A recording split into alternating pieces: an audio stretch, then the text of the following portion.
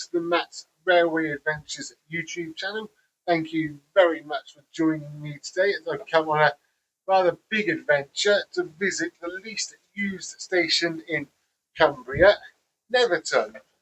I definitely could have chosen a better day to do this as it's cold, wet and very windy.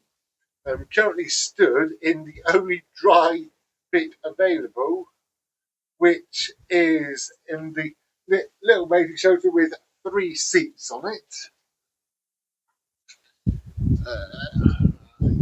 Yeah, that is the tiny little waiting shelter with timetable boards. Yeah, on the Irish Sea here, so it's breezy as hell at the minute. We've got a storm coming in. So you've got information boards there. You've got the Harrington Hum put in a few years ago to help with accessibility. And that is pretty much all there is here at Nethertown.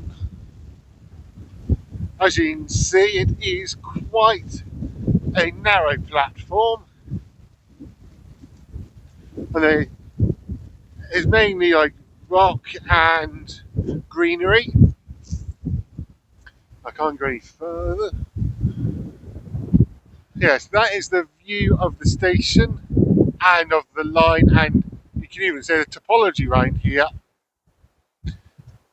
On a bright summer's day, or even if it was just a bright day, maybe not winter, but even spring or autumn, this would be lovely.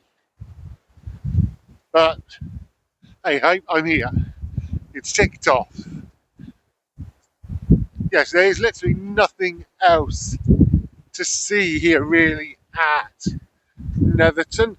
You have got stuff about sort of like which carriages to travel in for Nethertown, where they've introduced the 195s along the line. And of course you have got flower beds as well, there and there. There is a foot crossing which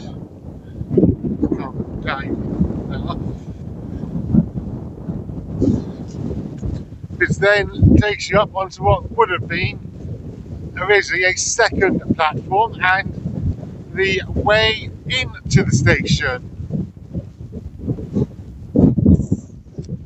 So you've got a useful information board there, and that there is the way out to civilization potentially. Yep, there we go, that is Nethertown for you. As I say, it is the least used station in Cumbria, and you can probably see why. Normally it is a request stop, but speaking to the guard when I got off, I don't have to request it all the way back because it is scheduled to stop. But I might just play safe anyway.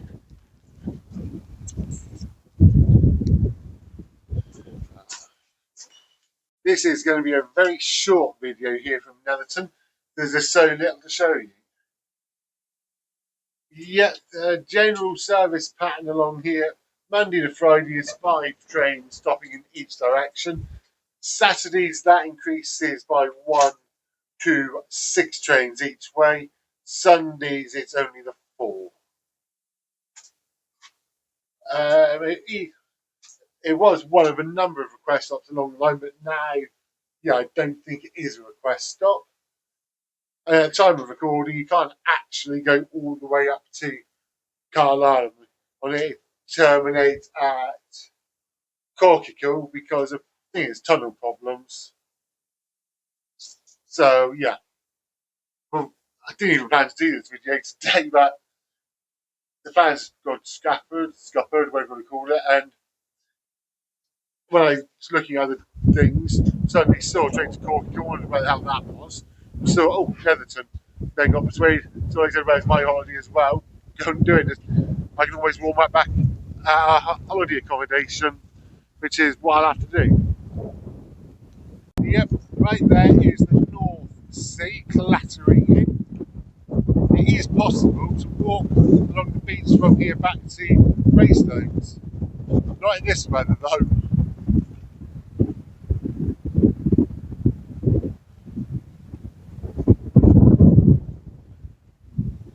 Yep, there you go, that's the view at present.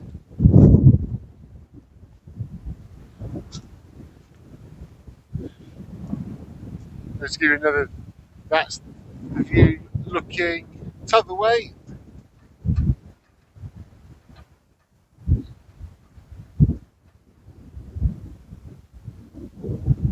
There's actually quite a lot of history to Nethertown Station, and sort of like all to do with the small disagreements that we've had. And it's glad that you've got a waiting shelter here. I'm going to be standing here for an hour. One thing to remember, if you do ever come to Nethertown on an adventure, there are no ticket buying facilities whatsoever. So you will need to either pay for a ticket on the train or do it on the app, either Northern or, well, yeah, Northern app, or you can look at it on Network Rail and then they'll transfer you over. Right, history of Nether, where we're here at Nethertown. As I said, it is Cumbria's least used station. It has been for a number of years. I'll do faster numbers as we always do at the end. Yep, it is owned by Network Rail and it is managed by Northern Trains. It first opened 19th of July 1849 by the Whitehaven and Furness Junction Railway when it opened the line between Whitehaven and Ravenglass. Whitehaven I haven't seen. Ravenglass we went through and the station did look alright. In 1914 there was already a passing loop and it was expanded due to the increased length of trains due to the first small disagreement of 1914 to 1918. May 1916 saw the shunting neck extended and an additional 90 yards worth of sidings provided, again probably because of the length of trains. They at one point used to host 6 LMS caravans from 1937 to 1939, and they were busier during the 40s and 50s when it served the Nethertown military camp. And that was a training camp for anti-aircraft gunners, probably all to do with the Second Small Disagreement and stuff like that. Once all that finished, it was then subsequently reused to house construction workers for the nearby Sellafield nuclear plant. Sellafield was like one or thing, yeah, 2 stops down the line from here. Got Greystones, then Sellafield. Then in the 70s, the passing loop was removed due to a decrease in train frequency and passenger numbers and whatnot. And until the 1970s, they also used to have a lot more substantial buildings, including, I believe, a signal box. Now all we've got is this tiny little 3-seat, probably maximum 4 people waiting shelter bus stop style one, which in this weather is ideal.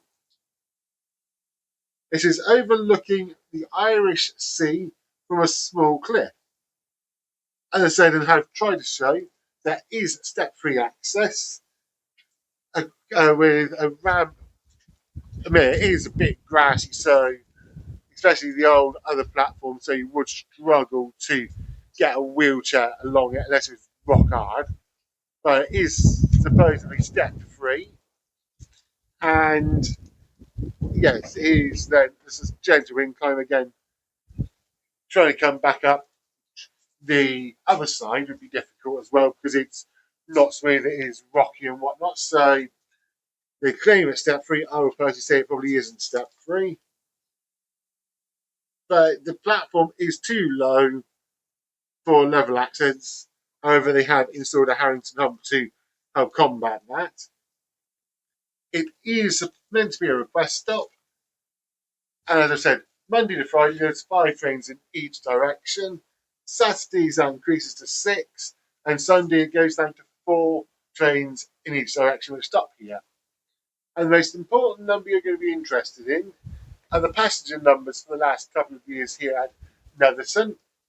And in the 2022-2023 Office and Railroad recording period, Nethertown had a grand total of 960 entries and exits throughout the year, which increased to 1,030 for the 2023-2024 period, a small increase of 70 passengers. If that's return journeys, that could only be 35. Yes, that is literally the history and everything here at Nethertown. So I'm not quite wrap it up. There should be at least one train to come through, which I can record. So I'll come back a little bit later on and wrap it up almost just before we get back on the train. One thing I don't know if I did mention or not, this stretch of the line is single line. So it is just one single platform. Thankfully, it has got pointers to show which way is which for direction of travel. Plus, if we got to do is keep your eye on the you got to do is really keep your eye on the train as it comes in. With that wind, having the hat was actually worse. Yeah, I'm definitely glad I've managed to make it to Nethertown. At least it's now another request stop ticked off. Slowly working my way through them all. Yeah, when we get some trains coming through, I will come back.